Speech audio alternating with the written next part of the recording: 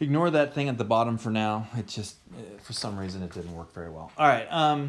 So let's talk about free trade as statecraft. And again, here we're talking about economic statecraft, and the lever that we're pulling is free trade.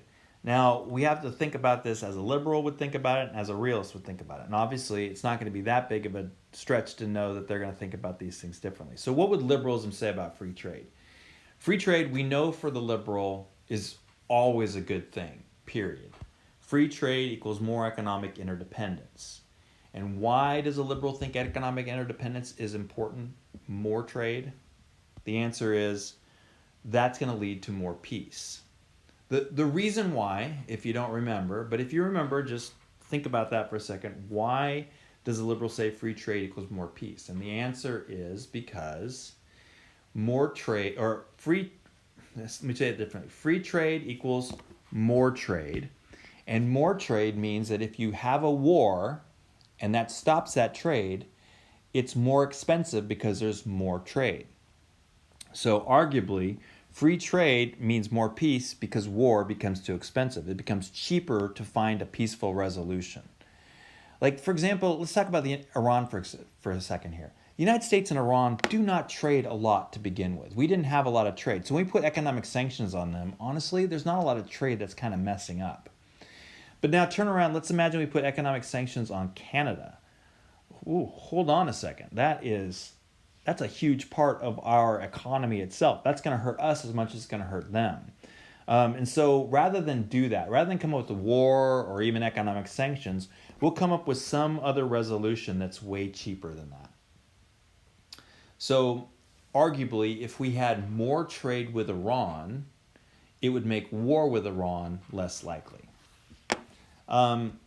Free trade, therefore, is good for national security, and so it's a good tool of statecraft in that sense. So the argument the liberal has about the TPP, and you know that Barack Obama was a big fan of this, because it was this idea that the more trade we're having with Japan, China, and then later on it's going to be with Europe as well, the more trade we have with them, the more peace the United States is going to have. That's going to play out well. It's better for national security. Mansfield, 1994, since 1850, the level of international trade is inversely related to the occurrence of major power wars. Again, this idea being empirically, it looks like this is true. Well, then that leads to the realist. What does the realist think about all this stuff? The realist is, okay, so if the liberal loves free trade, the realist is what we call ambivalent towards free trade. It's not that they love it. It's not that they hate it. They just don't love it either. So let's talk about this for a second. On the one hand, so let's go back here for a second. The realist can read this. They've seen this book and they say, oh yeah, that's totally true.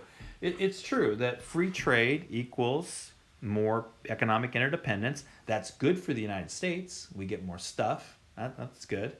More peace, it's less likely we're going to go to war. This all seems like good stuff. So I like that part of it. Oops. But economic interdependence also gets us more interconnected with other states, which means the more we trade with other states, the more opportunities there are for conflict as well.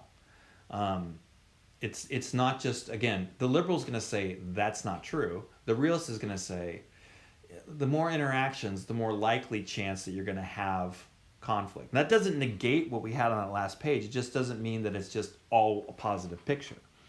Wealth can also create resentment. So as the United States is getting wealthier off this free trade, other states will start to say, not cool, let's punish them.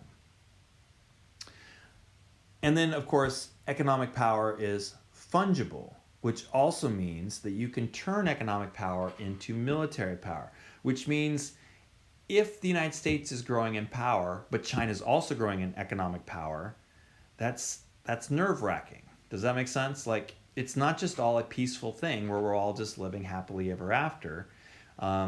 They're also growing more powerful militarily. So it really depends, for the realist, it depends on who benefits the most from free trade. Free trade for the realist is good if your country is the one that's getting the stuff. But that means there's always going to be a winner and a loser in free trade, relative gains. And here's what I mean by this. Okay, so let's think about this for a second. The liberal story is this, is that a rising tide lifts all boats.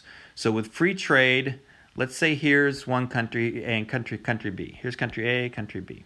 So free trade, we all get better off. Now maybe country A gets better off than country B, but the thing is B is in a better position than it was 5 years ago.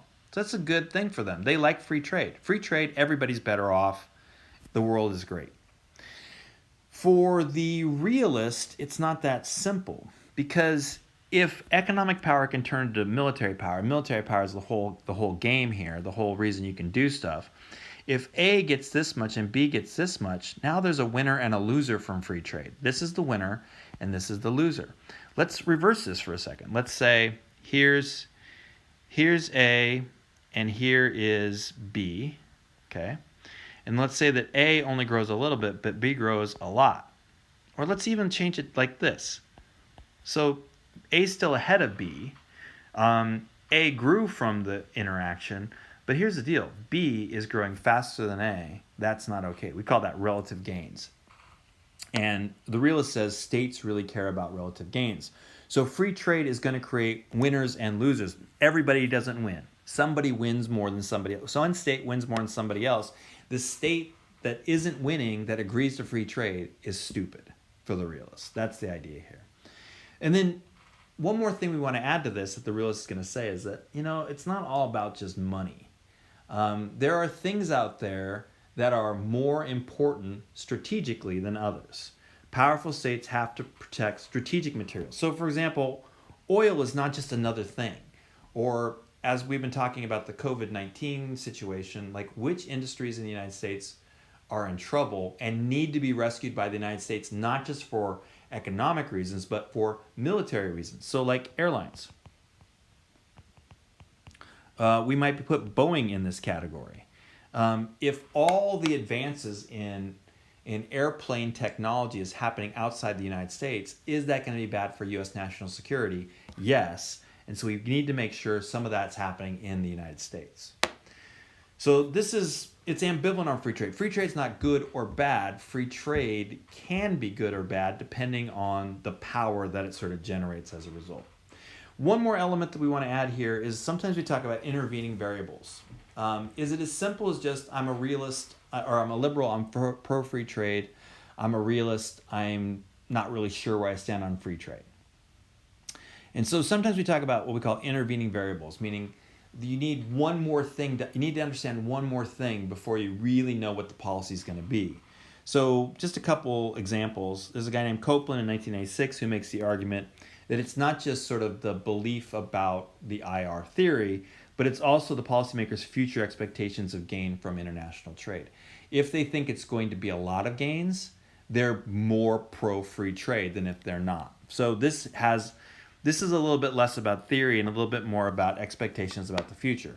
Another is a guy named Brooks in 2005. He makes the argument it's not just all interdependence is not created equal. Some interdependence has more quality. I don't know a good way to sort of phrase this, but essentially, what is the interdependence on? Is it really working well for everybody in all areas? That's going to be an intervening variable. I don't want you to think too hard about this. I just want to point out that maybe it's not just as simple as the theory sometimes. And then we can ask, is TPP good policy? Is the TTIP? What would you need to know if a president or a country would think those are good policies or not good policies? Okay, that's it for today. I'm not going to have you guys do an assignment. There was a lot to do today, a lot to think about. And I think I haven't really decided yet. I'm still making this up as I go. But I think we're going to talk about the environment and climate change the rest of the week. And I'd like you to do some assignments on that. So I'll save it for that. So I will see you guys on Wednesday. Bye.